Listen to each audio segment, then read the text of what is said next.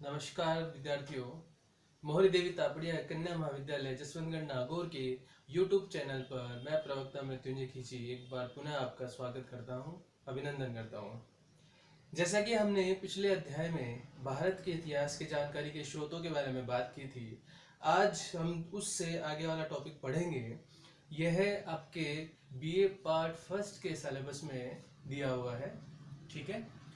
जैसा कि आप बोर्ड पर देख रहे हैं कि सिंधु घाटी सभ्यता हमारा जो नेक्स्ट टॉपिक है या आज का टॉपिक है, इसके बारे में बात करेंगे। सिंधु घाटी शब्द की जब हम बात करेंगे तो भारत के अंदर सबसे प्रथम जो सभ्यता भारत में बसी है उसे हम सिंधु घाटी सभ्यता के नाम से जानते हैं। सबसे पहले जब यह देखेंगे कि यह शब्द कहाँ से आया है, तो इतिहासकार इस नाम को लेकर अलग अलग विचार प्रस्तुत करते हैं। कुछ इतिहासकारों ने कहा कि वे लोग जो सर्वप्रथम सिंधु एरिया में बसे हैं, सिंधु क्षेत्र में बसे हैं, उन लोगों के वहां बसने के चलते इसे सिंधु घाटी की सभ्यता कहनी चाहिए। तो सबसे पहले हम जब किसी सभ्यता को पढ़ते हैं तो इसमें हम विविध रूपों में यह देखते हैं कि इस सभ्यता को किसने बसाया है, यहाँ के निवासी कौन है, ये सभ्यता का समय या कालक्रम कौन सा है, उद्भव किस प्रकार हुआ और विस्तार कहां तक है। इसके लिए जब हम देखते हैं तो 1921 में सबसे पहले राय बहादुर, दयाराम साहनी एवं माधो स्वरूप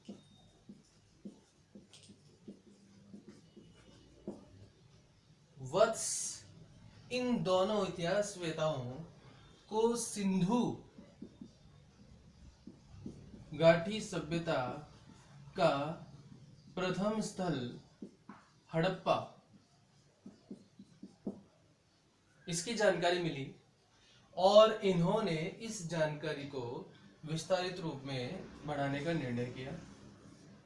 इसी क्षेत्र में 1922 में दूसरे इतिहासवेता जिनका नाम हमें मिलता है राखल दास बनर्जी, इन्होंने मोहनजोदड़ो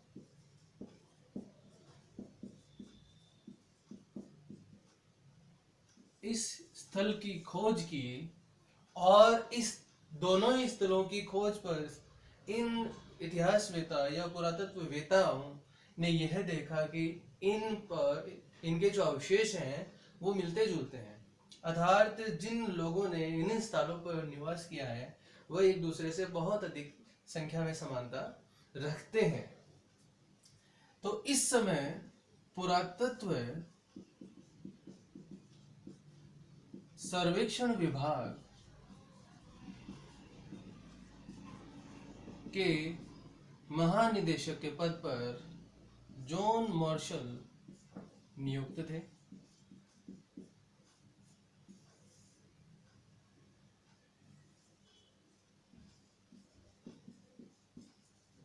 इन्होंने इस पर विचार संगोष्ठी की और अलग अलग इतिहासवेताओं को इस पर अपने अपने मत प्रस्तुत करने के लिए आमंत्रित किया। जॉन मार्शल के निर्णय से यह तय हुआ कि यह जो स्थल है हड़प्पा या मोहनजोदड़ो, इन स्थलों पर निवास करने वाले जो निवासी हैं वह एक ही प्रजाति के होने के कारण इस सभ्यता को एक क्षेत्र विशेष हड़प्पा के नाम से न जानकर यह क्षेत्र जो है सिंधु घाटी नदी तंत्र के सहयोगी नदियों के पास मिले होने के कारण इन्हें सिंधु घाटी नाम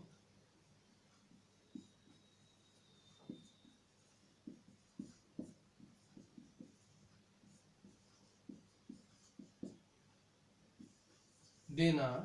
उचित होगा। एक आपके सामने पुरातत्व सर्वेक्षण विभाग, इसकी जानकारी मैं देना चाहूंगा आपको। पुरातत्व सर्वेक्षण विभाग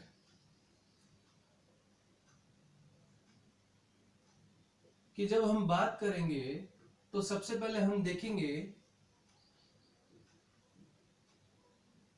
1784 ईस्वी में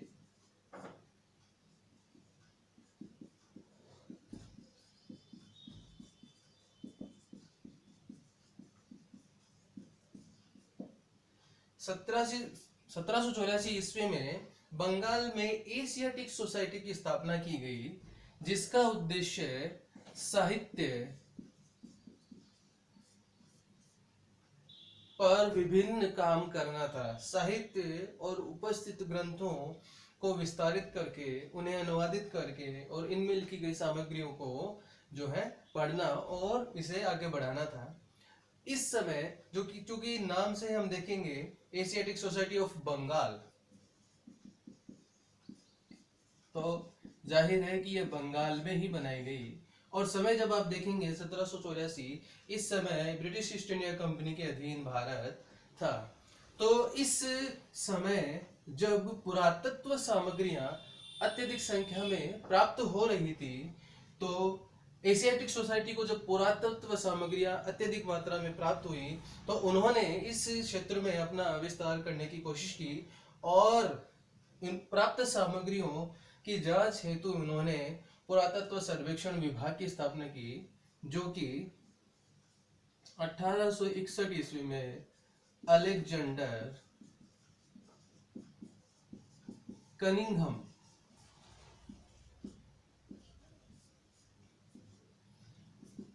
के द्वारा पुरातत्व सर्वेक्षण विभाग की स्थापना की गई। इन्हें भारतीय पुरातत्व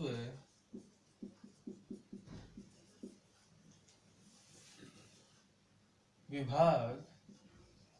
का जनक भी कहते हैं। जैसा कि आपने राजस्थान के इतिहास की जब मैंने बात की थी और उसके संदर्भ में वीडियो बनाया था, तो मैंने आपको इस नाम से अवगत कराया था कि अलेक्जेंडर कनिंघम के सहयोग से ही दिल्ली में भारतीय पुरातत्व विभाग की स्थापना हुई थी। और राजस्थान के पुरातत्व सर्वेक्षण विभाग में भी इनका महत्वपूर्ण रोल रहा है और इनके कार्य को AC कार्लाइन ने आगे विस्तारित किया था। चूंकि ये तो राजस्थान के संदर्भ में था, हम भारत के संदर्भ में बात कर रहे हैं। तो इस समय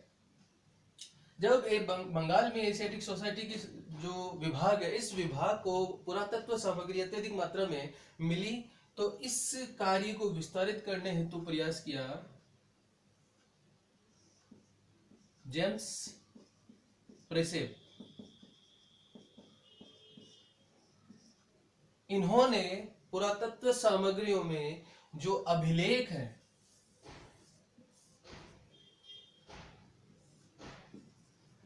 इन अभिलेखों को पढ़ने का प्रयास किया।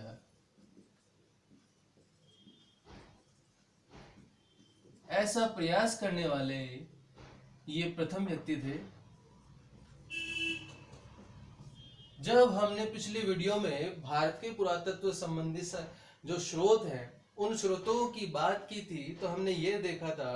कि भारतीय पुरातत्व की महत्वपूर्ण सामग्रियों में हमें अभिलेख जो है उनको रखते हैं। और इन अभिलेखों को 1837 ईस्वी में जेम्स प्रेसेप ने पढ़ा, जो कि अशोक के द्वारा लिखवाए गए थे, मौर्य सम्राट अशोक के द्वारा लिखवाए गए थे। और ब्राह्मी लिपि एवं मगधी या प्राकृत भाषा में लिखे हुए थे।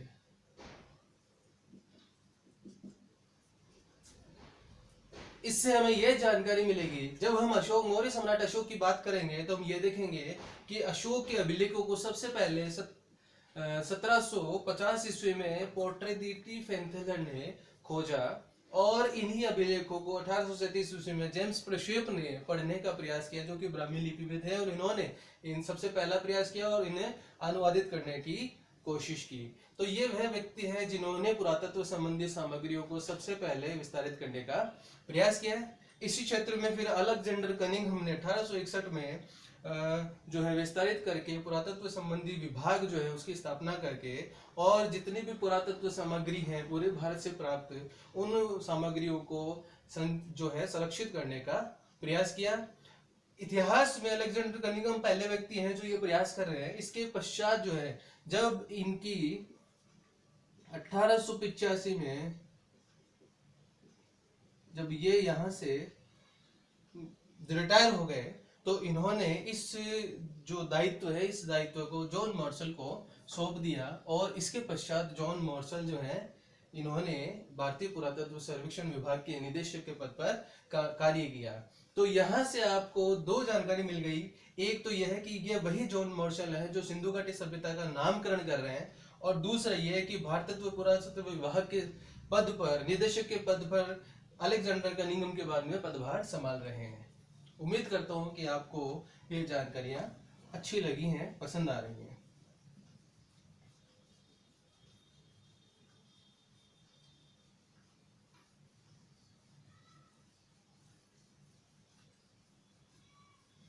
देखिए विद्यार्थियों, हम जब YouTube चैनल के माध्यम से अध्ययन या शिक्षण कार्य कर रहे हैं तो इसकी एक जो है अपनी बाध्यता है कि इसमें दो तरफा संवाद नहीं होता है। अतः आपके मन में जो प्रश्न उठ रहे होंगे, ये प्रश्न आप मुझे कमेंट में जो है वो पूछ सकते हैं, और जहां तक मेरा प्रयास रहेगा कि आप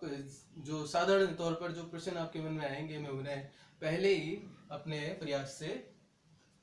बताता हुआ चलूं। सिंधु घाटी सभ्यता का दूसरा नाम इतिहासकार हड़प्पा सभ्यता भी बताते हैं।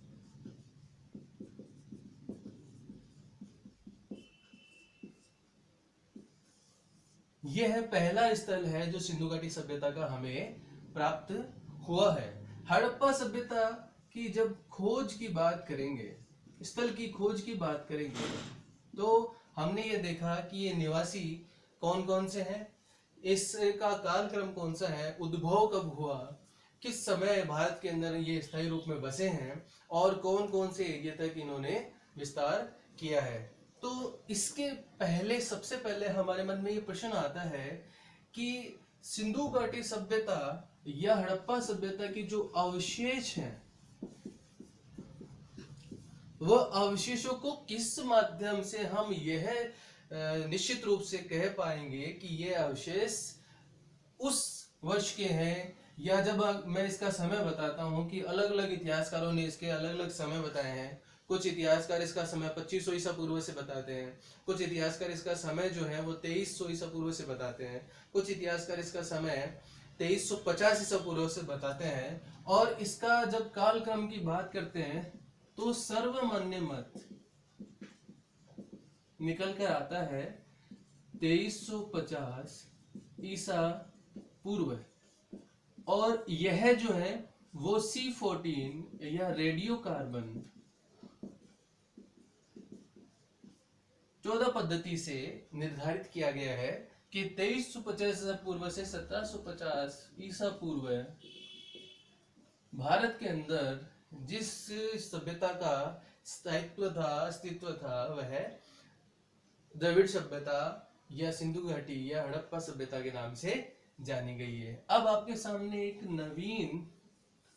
जो है एक आपके सामने ये कार्बन, रेडियो कार्बन या C14 पद्धति आ गई, जो कि आप इस अभी तक इससे परिचित है या नहीं है मुझे जानकारी नहीं है, लेकिन मैं इसके बारे में आपको बताना चाहूंगा कि जब हम पुरातत्व स्रोत की अन्वेषण करते हैं तो इन स्रोतों के समय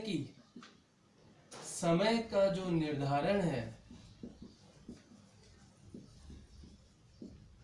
ये निर्धारण करने के लिए हमारे पास में 3 पद्धतियां प्रमुख रूप से मानी जाती हैं। समय निर्धारण की 3 पद्धतियां, पहली सापेक्ष विधि,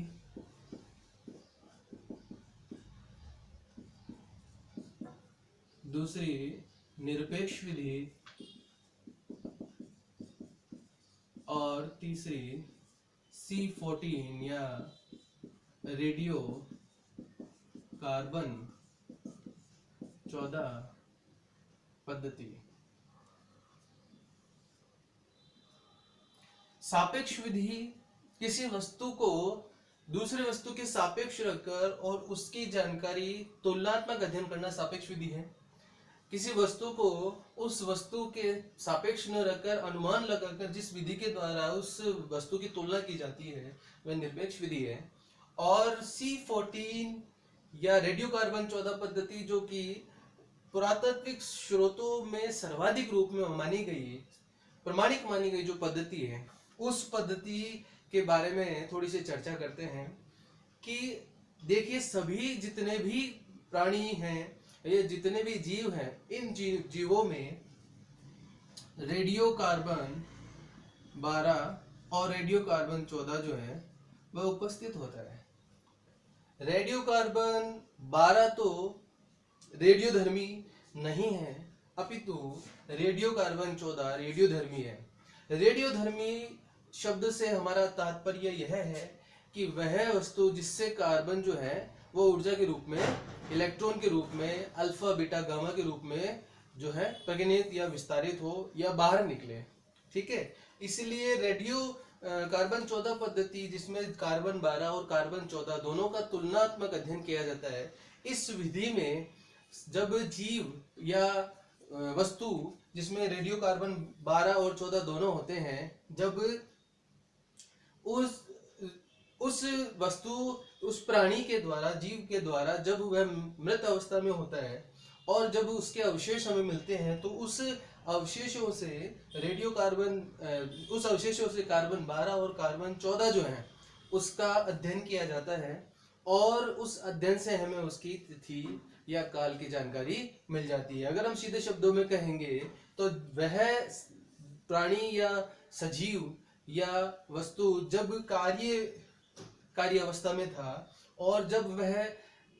निर्जीव रूप में हमें मिला है, उन दोनों के समय के बीच जो कार्बन 14 है वह कार्बन 12 में जब रूपांतरित हो रहा है, इस समय को हम वैज्ञानिक विधि से ज्ञात कर लेते हैं और इसी विधि से हमें उस समय की जानकारी मिल जाती है कि अमुक वस्तु या अमुक प्राणी या जीव किस समय का है, किस काल का है। इसीलिए रेडियो कार्बन 14 पद्धति से हमें सर्वाधिक मान्यता रूपी मत यह निकल कर मिला कि 2350 ईसा पूर्व में सिंधु घाटी सभ्यता जो है वह भारत में बसी है।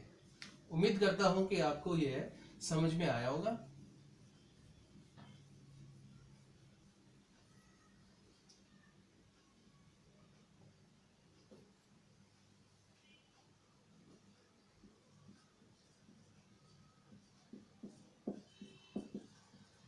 अब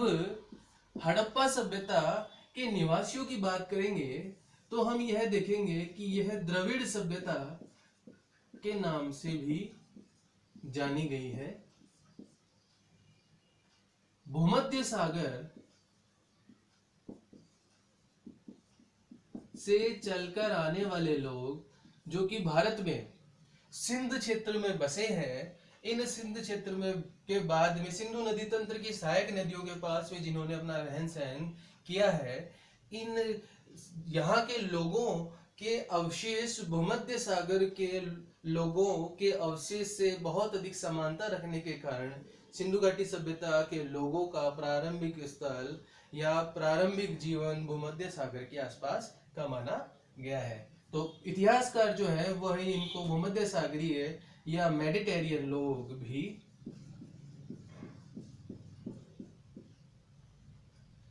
कहते हैं। यानी कहने का मतलब यह है कि अगर हम भारत की बात करेंगे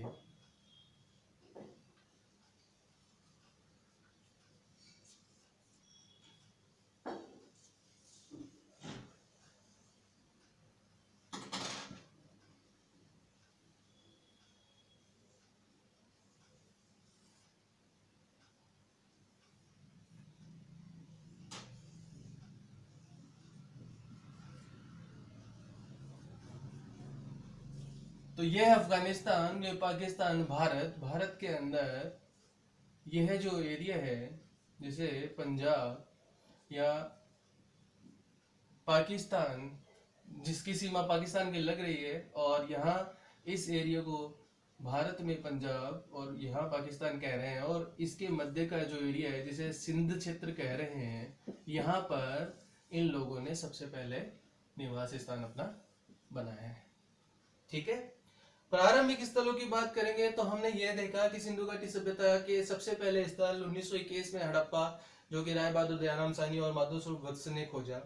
1922 में राखलदास बनर्जी द्वारा मोहनजोदड़ो की खोज की गई, और इसी क्षेत्र में जब आगे प्रयास किया गया तो आजादी के समय तक लगभग 1500 स्थल इस सभ्यता के खोजे गए। मुख्य तौर पर इसके जो है वह स्थल हम आज आगे आने वाली जो कक्षाएं हैं उनमें देखेंगे, पढ़ेंगे। लेकिन आजादी के समय तक 1500 के करीबन स्थल जो है वो इस सभ्यता के हमें मिले, और हमने यह देखा कि विस्तार की जब हम इसकी बात करेंगे तो पाकिस्तान, अफगानिस्तान,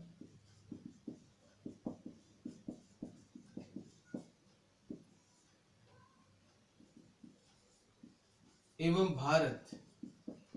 इन देशों में इनके स्थल जो है वह हमें मिले हैं। एक प्रश्न हमारे मन में यह आता है कि क्या 1921 में राय बहादुर दयाराम साहनी प्रथम व्यक्ति हैं जिन्होंने इस ओर काम किया है? तो उससे पहले थोड़ा जाते हैं तो ये देखेंगे कि लगभग 1856 में जब भारत के अंदर रेलवे लाइन बिछाने का काम किया जा रहा था, उस समय चार्ल्स मैशन के द्वारा सबसे पहले हड़प्पा के जो क्षेत्र है इस क्षेत्र को उसने देखा। उसने टीलों की खुदाई ईंटों की आपूर्ति के लिए की थी, और उस दौरान उन्हें कुछ भारत के अंदर की खुदाई के अंदर प्राप्त वस्तुएं मिली, और उन वस्तुओं से उसने यह अंदाजा लगाया कि यहाँ पर कोई प्राचीन स्थल या सभ्यता रही है। लेकिन उसने ध्यान नहीं दिया, और उसके आगे विलियम ब्रंटन और जॉन, दोनों जो भाई हैं, उन दोनों के द्वारा इस क्षेत्र में भी प्रयास किया गया, लेकिन उन्होंने भी जो है इस काम को वहीं रोक दिया। इससे आगे बढ़ने पर राय बहादुर दयाराम साहनी